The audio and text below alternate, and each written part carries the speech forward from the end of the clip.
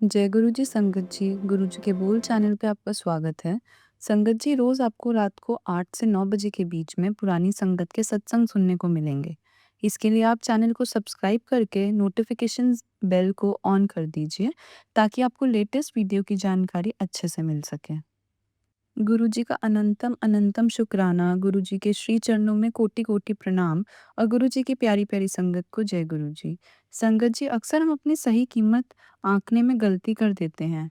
नाम अपने present status को देखकर अपने आप को पता नहीं लगा पाते कि हम अपने आप को बिल्कुल वैल्यूलेस समझने लगते हैं। लेकिन संगत जी, हम सब में हमेशा से गुरु जी ने ईश्वर के आधारश्री हुई है। गुरुजी हमेशा कहते थे कि हमारा जीवन हमेशा से संभावनाओं से भरा हुआ है और गुरुजी ने हमेशा ही कहा है कि अगर इन संभावना को हम अपने मुताबिक बना पाने की क्षमता अगर रख सकते हैं, तो हम वह मनुष्य ही रख सकते हैं।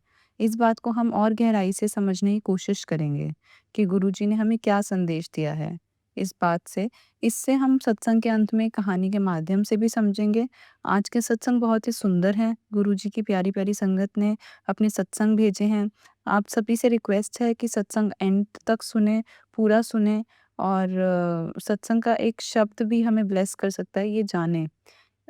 हम सत्संग शुरू करें उससे पहले आप सभी से रिक्वेस्ट है कि आप सभी अपने सत्संग सुंदर लिखावट में हिंदी में ईमेल आईडी पर हमें भेजें और हम नागपुर के नीता आंटी का सत्संग सुनेंगे।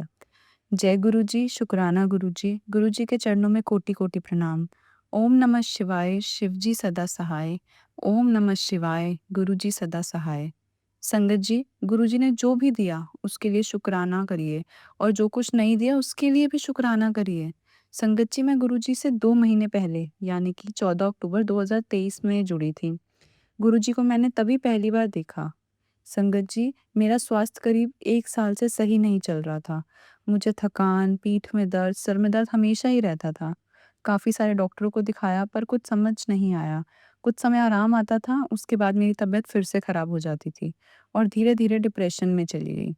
मैं बहुत चुस्ती-फुर्ती वाली लड़की थी, पर बीमारी के चलते यदि मुझे कोई काम बोलता भी था तो मुझे थकान होती थी। कुछ करने की इच्छा ही नहीं होती थी। ना टीवी देखने का मन करता था, ना कुछ सुनने का, बस लगता था मैं सोई रहूँ और कोई मुझसे बात भी ना करे। ऐसा कह सकती हूँ मैं कि एक अलग ही दुनिया में जाती जा रही थी। ऐसा लगता था मैं किसी भंवर में फँसती जा रही हूँ। मुझे नेगेटिव चीज़ें ज़्यादा दिखाई देती थी। यहाँ तक कि टीवी में यदि कोई लड़ाई का सीन भी आता था तो मेरा दिल धक-धक करने लगता था।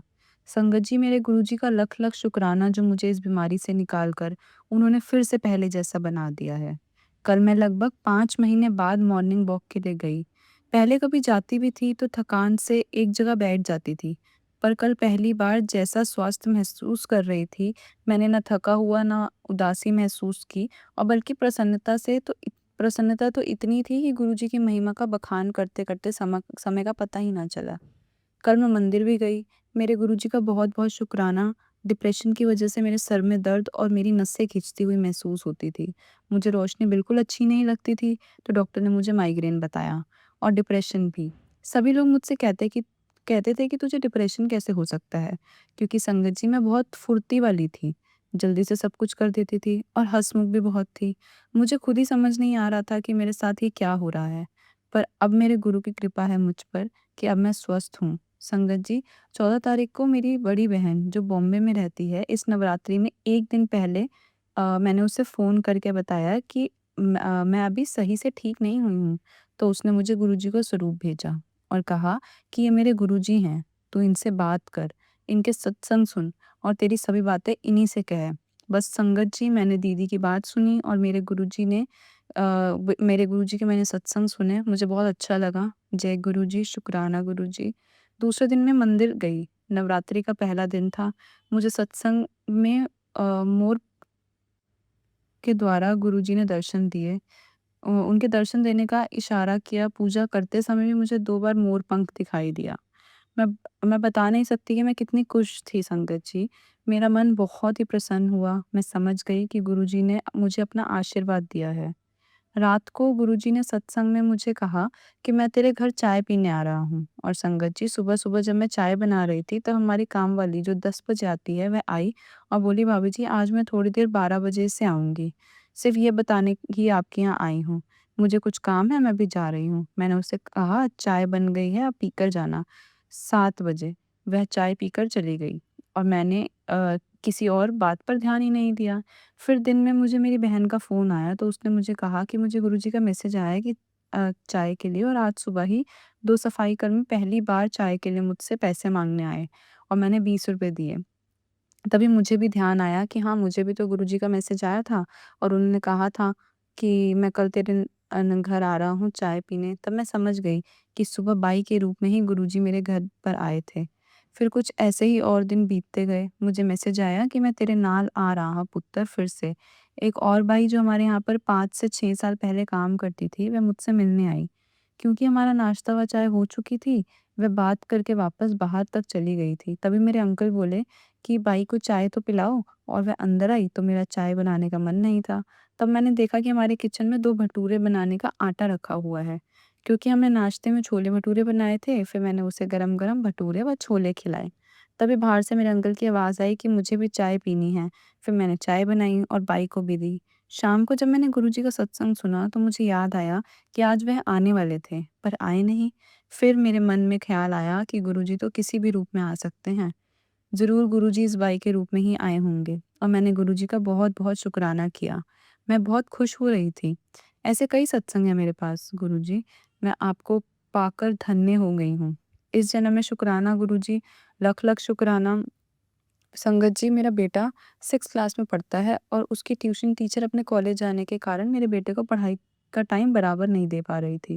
मैं बोली, आंटी मेरा कॉलेज में एडमिशन हो गया है और अब मैं ज़्यादा टाइम इसे पढ़ा नहीं पाऊँगी, आप दूसरी ट्यूशन देख लो, या आपको घर पर इसे पढ़ाना पड़ेगा। संगत जी, वो ट्यूशन टीचर मेरे बेटे को 1.5 घंटे पढ़ाती थी।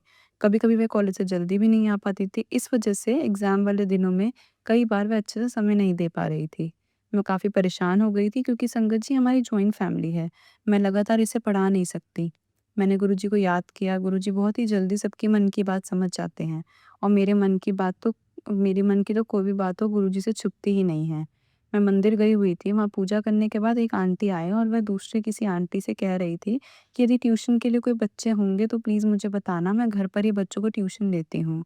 संगत जी, मैं उन दिनों आंटियों को नहीं जानती थी, पर गुरुजी की कृपा से देखो, मैंने उनसे पूछा, आप कहाँ रहते हो? उन्होंने मंदिर से ही अपने घर की तरफ इशारा करते हुए बताया कि वहाँ जाकर आप किसी से भी पूछ लेना कि शुक्ला जी का घर कहाँ है। मैं घर पर आई संगत जी, और अपने बेटे को बताया कि आपके टीचर को टाइम नहीं है, हम इसे ट्यूशन के लिए इन आंटी के यहाँ ही जाएँगे। मैंने उन आंटी को कहा कि अभी तो मेरा बेटा ट्यूशन हमारी बगल में ही जाता है, पर यदि कभी मुझे ज़रूरत पड़ी तो मैं अपने बेटे को आपके पास भेजूँगी। मुझे गुरुजी का मैसेज आया कि पुत्र, तू परेशान ना हो, मैं कल तुझे तो अच्छी खबर दूँगा। और संगत जी, मैसेज आने के बाद शाम को ही मेरे बेटे की जो पहली ट्यूशन टीचर थी, जो उसे दूसरी कक्षा से पढ़ा रही थी, वह हमारे घर से बहुत दूर रहती थी, और दूर होने के कारण मैंने उन्हें वहाँ नहीं भेजकर पास में ही भेजना उचित समझा। उन्हीं का फ़ोन आया और उसने कहा कि मैडम, मैं दिवाली के टाइम पर इंग्लिश स्पीकिंग की क्लास ले रही हूँ। सिर्फ़ 12 दिन का कैंप है, 8 तारीख से 20 तारीख तक। तो अगर आपके आस-पास बच्चे हों तो बताइएगा। मैंने टीचर से कहा कि अभी तो इसके एग्ज़ाम चल रहे हैं, 1 को ख़त्म होंगे और 12 को दिवाली है। अभी इसका मन पढ़ाई में नहीं लगेगा। दिवाली की छुट्टियों के बाद मैं इसको सोच रही हूँ ट्यूशन आपके पास भेज दूँ। फिर मैंने उनको ये भी बताया कि ये जिस ट्यूशन में अभी जा रहा है, वहाँ 1 घंटे ज़्यादा पढ़ाई नहीं हो पाती है। तो वो बोली कि रेगुलर क्लास तो चल रही है, आप 15 से भेज दीजिएगा। मैंने हाँ कर दिया, और उनसे बात करने के बाद अभी जो ट्यूशन टीचर पढ़ा रही थी, मैंने उन्हें बताया फ़ोन करके कि मैडम, मैंने दूसरी ट्यूशन टीचर देख ली है, जैसा आपने मुझे कहा था, क्योंकि आपके पास भी टाइम नहीं है, तो वो मान गई। संगत जी, इसी में गुरुजी की कृपा ही समझूँगी, क्योंकि उन्हीं की मर्ज़ी से, गुरुजी की कृपा से ही देखिए, वे 4 साल बाद वह ट्यूशन टीचर का फ़ोन आया और उन्होंने खुद से ही फ़ोन किया, और तो और संगत जी, उन्होंने अपनी क्लास भी हमारे घर के पास ही किराए के कमरे लेकर दी। मतलब गुरुजी ने 2 खुशखबरियाँ दी मुझे। एक तो ट्यूशन के बारे में, और दूसरा ट्यूशन भी बिल्कुल मेरे घर के पास ही करवा दी। गुरुजी का मैं लख-लख शुकराना करती हूँ संगत जी। मैं अक्सर मोबाइल पर गुरुजी के सत्संग सुनती रहती हूँ, और मेरा बेटा अक्सर गेम खेलता रहता है। मैं जब फ़ोन बंद करती हूँ तो मेरे बाद मेरा बेटा तब मोबाइल देखता है। तो उससे गुरुजी के ही दर्शन होते हैं। कल एक बहुत बड़ा आश्चर्य हो गया। मेरी तो पूरी-पूरी भक्ति गुरुजी के प्रति ही है। मेरे बेटे को भी हो गई। संगत जी, कल मैं अपनी बहन से फ़ोन पर गुरुजी की बात कर रही थी और तभी मैंने देखा कि ड्राइंग रूम में मेरा बेटा टीवी पर फ़िल्म देख रहा था। तभी मुझे ड्राइंग रूम से आवाज़ आई, शुक्राना गुरुजी, लख-लख शुक्राना गुरुजी। तभी मैं भागकर ड्राइंग रूम में आई और बेटे से पूछा, "बेटा, ये आवाज़ कहाँ से आई है?" तो वो बोला, "मम्मी, आपके गुरुजी हैं ना, वह हमारी पिक्चर में के बीच में आए अचानक से। मैंने तो रिमोट भी नहीं छुआ था।" बोला, "पता नहीं कहाँ से आए गुरुजी और उसके बाद टीवी में सर्च भी किया कि गुरुजी दिखाई नहीं दिए। पहली बार वो टीवी में मेरे बेटे को दिखाई दिए, तो मैंने अपने बेटे से कहा कि गुरुजी कुछ भी कर सकते हैं। उन्होंने तुम्हें ब्लेस कर दिया है।" संगत जी, मेरे अंकल बहुत ही गुस्से वाले हैं और वह टीवी भी नहीं देखने देते, अक्सर बंद कर देते हैं और मैं इस बारे में उनसे कुछ कहती भी नहीं हूँ क्योंकि वह किसी भी बाबा या किसी भी गुरु को नहीं मानते। रात को मैंने देखा मेरा बेटा पापा का फ़ोन लेकर उनके बगल में बैठकर गुरुजी के सत्संग सुन रहा है और बड़े आराम से उनसे कह रहा है कि पापा ये इतने घंटे का सत्संग सुने। और मेरे हस्बैंड घर पे ही सब काम करवा रहे थे। आते-जाते इन्होंने एक शब्द भी नहीं कहा और ना मेरा टीवी बंद करवाया। जय गुरुजी, शुक्राना गुरुजी। मेरे मन की सब बातें जानते हैं गुरुजी। मेरे मन में अभी और भी कुछ इच्छाएँ हैं, अगर वो पूरी हुई तो मैं फिर आप लोगों के साथ सत्संग शेयर करूँगी। अब मैं अपने सत्संग को यहीं विराम देती हूँ। जय गुरुजी, शुक्राना गुरुजी, अनंतम अनंतम शुक्राना गुरुजी। संगत जी, अगला सत्संग हम बैंगलोर से अन्वेश आंटी का सुनेंगे। जय गुरुजी संगत जी, my name is Anvesh, with गुरुजी's blessing I am sharing my satsang. जय गुरुजी संगत जी, मेरा नाम अन्वेषा है और मैं बैंगलोर से हूँ। ओम नमः शिवाय, शिव जी सदा सहाय, ओम नमः शिवाय, गुरुजी सदा सहाय। सबसे पहले तो शुक्राना गुरुजी, आपकी आज्ञा से मैं आज अपना दूसरा सत्संग शेयर करने जा रही हूँ। वैसे तो रोज़ ही हमारी ज़िंदगी में गुरुजी अपनी लीलाएँ दिखाते रहते हैं, लेकिन कुछ ब्लेसिंग्स ऐसी हैं जिन्हें मैं शेयर करना चाहती हूँ।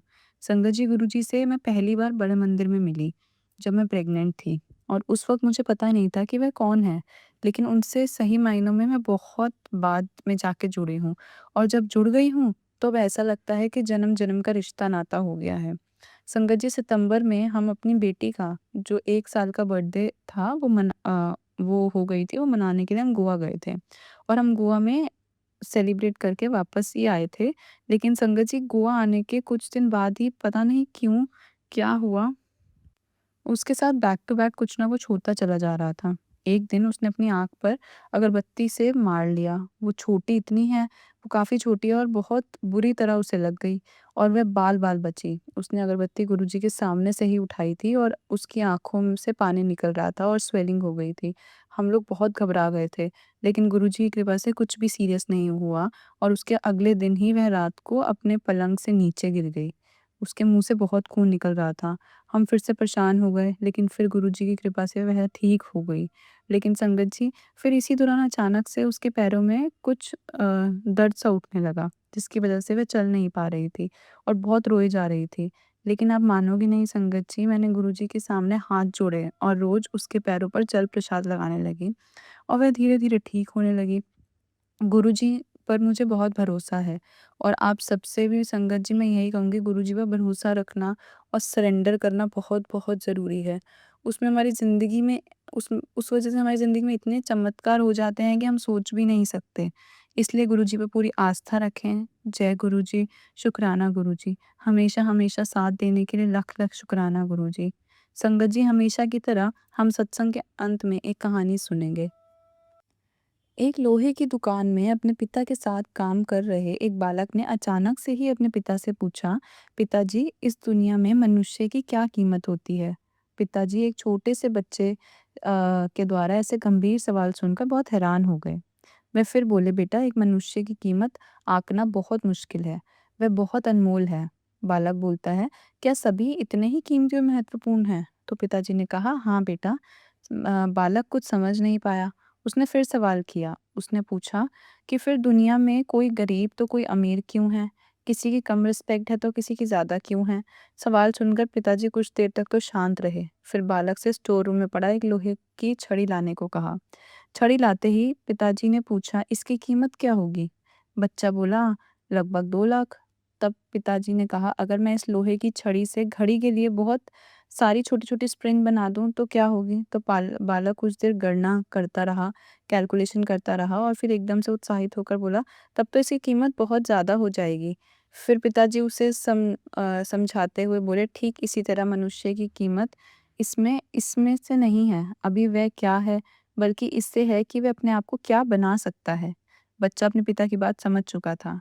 संगत जी, हमारे जीवन में कई बार स्थितियाँ अच्छी नहीं होती हैं, पर इससे हमारी वैल्यू कम नहीं होती। गुरुजी हमेशा कहते हैं कि मनुष्य के रूप में हमारा जन्म इस दुनिया में हुआ है। इसका मतलब हम सब बहुत-बहुत स्पेशल हैं, बहुत इम्पोर्टेंट हैं। हमें हमेशा अपने आप को इम्प्रूव करते रहना चाहिए। अपनी सही कीमत प्राप्त करने की दिशा में बढ़ते रहना चाहिए। और संगत जी, जब हम सही दिशा में कदम बढ़ाएँगे, तो निश्चित ही गुरुजी हमें अपना आशीर्वाद देंगे और हमें सफल बनाएँगे। जय गुरुजी, शुक्राना गुरुजी।